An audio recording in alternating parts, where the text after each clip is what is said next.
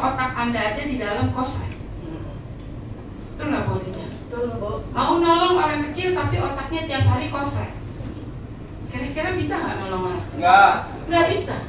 Jadi hari ini Anda harus putuskan, Anda harus menolong diri Anda dulu. Kenapa sekarang saya buat sistem pegawai semuanya harus ngambil rumah di tempat saya, atau dia jangan pernah jadi pegawai saya? Anda tahu nggak?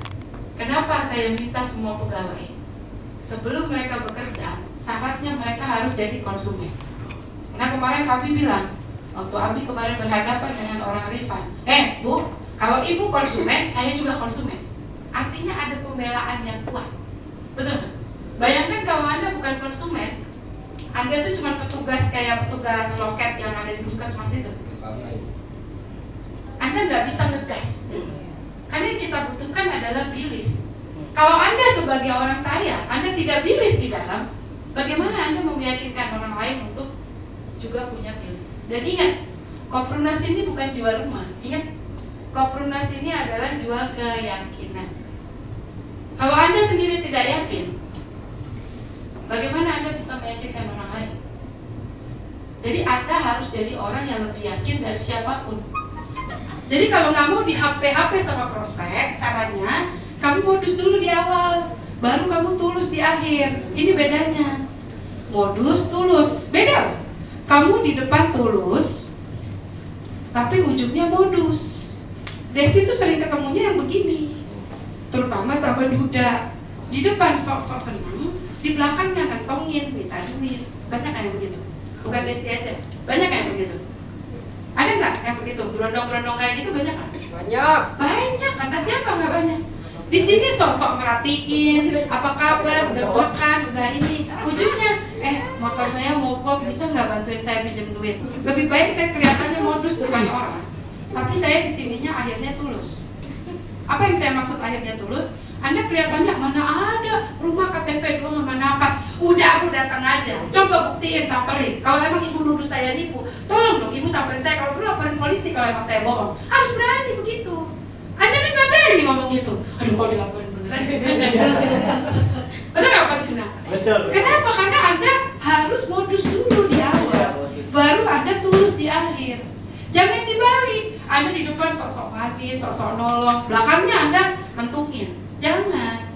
Jadi teman-teman, kalau Anda dibilang sama orang di sini, iya, memang ini yang terjadi di Koprunas. Saya lebih senang kelihatan modus di awal, tapi tulus di akhir. Daripada saya sok tulus di awal. Siapa yang saya bilang sok tulus di awal? KPR Bank. Anda tenang aja, 1 juta langsung nempatin rumah. Tulus dong, betul nggak? Belakangnya ujungnya modus.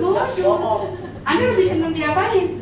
Kelihatannya modus di depan, nggak apa-apa kamu nunggu 3 tahun. Kalau gue sering banget pakai bahasanya Bu Nisa, kamu ngontrak aja 10 tahun kamu sabar. Tuh Bu Nisa tuh yang sering dipakai, tuh gue sering ikutin. Iya kan Bu Nisa? Saya belajar loh dari dia. Kata siapa saya nggak belajar, saya ngaku, saya nyontek. Bagus juga.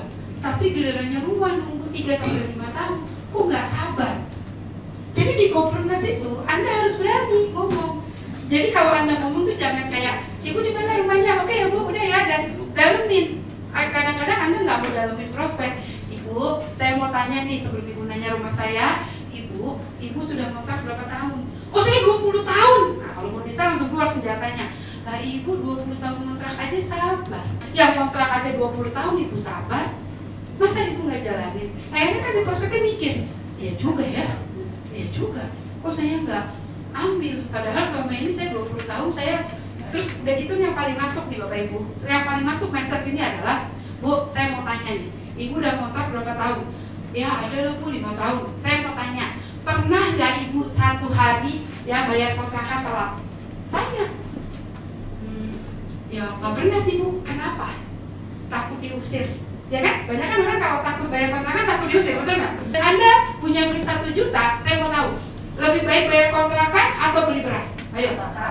Beras lagi naik nih. Lebih baik beli beras atau bayar kontrakan? Kenapa? Kenapa bayar kontrakan? Ini keberatan dan kekhawatiran konsumen.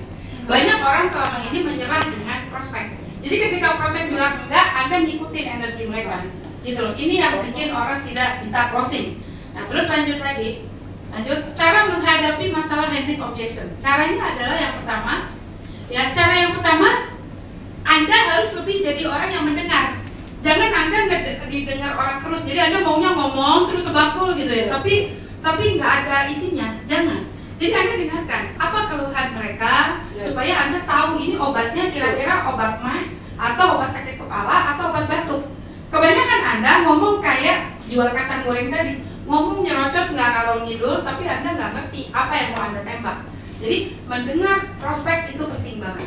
Dan yang kedua adalah dari masalah yang diceritakan kita akan tahu solusi apa aja. Dan ingat teman-teman, kemarin tadi saya ketemu sama Uni Jalina, saya nggak berani live. Kenapa nggak berani live? Karena saya masih takut. Nah, jadi teman-teman, kalau Anda nggak mau takut live, Anda mesti berenang.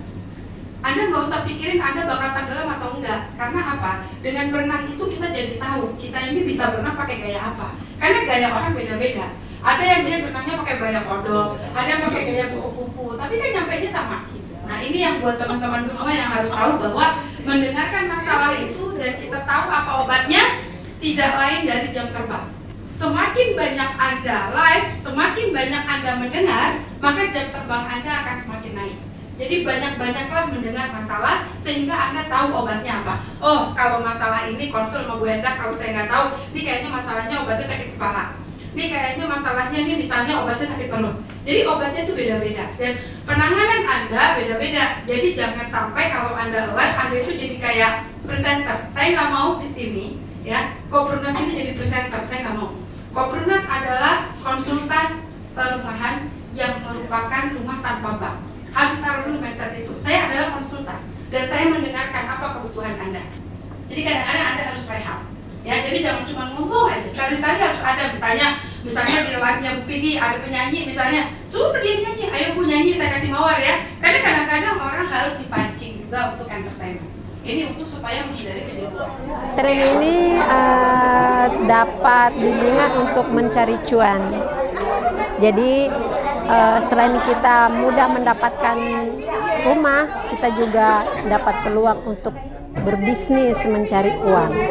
Materi yang diberikan itu sangat bagus sekali ya untuk membantu kita untuk menjalankan bisnis ini, untuk menjelaskan kepada calon pembeli lainnya. Jadi lebih mudah untuk closing. Insya Allah dapat sih.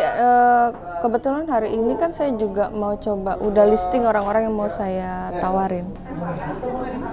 Ini udah cukup bagus sih menurut saya. Tinggal nanti ke depannya sih tampilin orang-orang yang emang udah pernah berhasil aja. Jadi orang jadi tambah lebih masuk lagi untuk oh iya nih bisa buat dijadiin acuan.